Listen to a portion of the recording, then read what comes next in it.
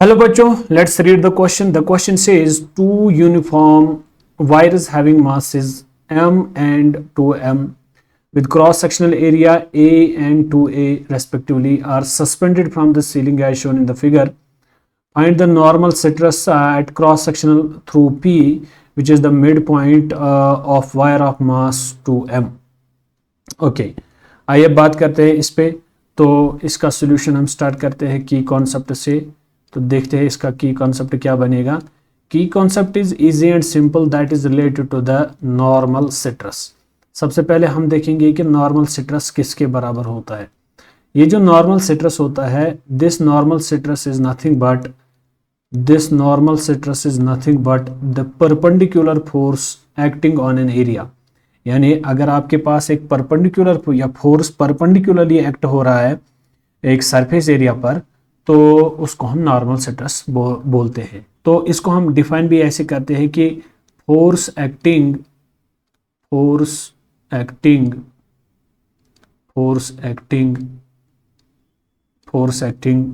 Perpendicular to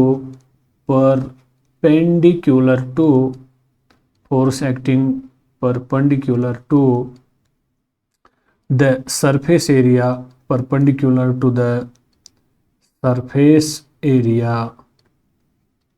force acting perpendicular to the surface area, we have to divide that force by that area. Okay, so what I have written here, force acting perpendicular to the surface area divided by that area, divided by that area. Otherwise I can write the formula directly. तो क्या मैं इसको ऐसे भी लिख सकता हूं कि जो मेरा नॉर्मल स्ट्रेस होता है उसको मैं सिग्मा से डिनोट करता हूं. This will be equal to force divided by area. अब डिपेंड करता है कि ये एरिया हम कौन सा लेंगे और किस एरिया पे जो है फोर्स पड़ रहा है, हमें वही एरिया कंसिडरेशन में लेना है. ओके, और इस फोर्स का जो यूनिट है दिस इज न्यूटन और एरिया का यूनिट जो है that is metre square. This will be the unit of this normal stress. तो आइए अब इस पॉइंट पे बात करते हैं कि क्वेश्चन में बोल रहा है कि आपको लेना है इस पी पॉइंट पे, आपने देखना है कि कितना नॉर्मल स्ट्रेस जो है लग रहा है. ओके, ये मेरा पॉइंट है जहां पे मुझे देखना है कि कितना स्ट्रेस जो है एक्ट हो रहा है. I have to take this portion. मुझे ये वाला पोर्शन लेना है जिस पे जो है फोर्स एक्ट हो रहा है. क्योंकि एज वी पीपल नो कि जो भी मास हवा में लटका होगा उस पे ग्रेविटेशनल फोर्स हमेशा लगता है और वो बराबर होता है उसकी वेट के बराबर. अगर हम देखेंगे कि ये वाला हिस्सा जो है मिड पॉइंट जो है, तो इस वाले हिस्सा का जो मास होगा that will be capital M. Already आपका ये वाला हिस्सा भी जो है इसका मास भी जो है कैपिटल एम है.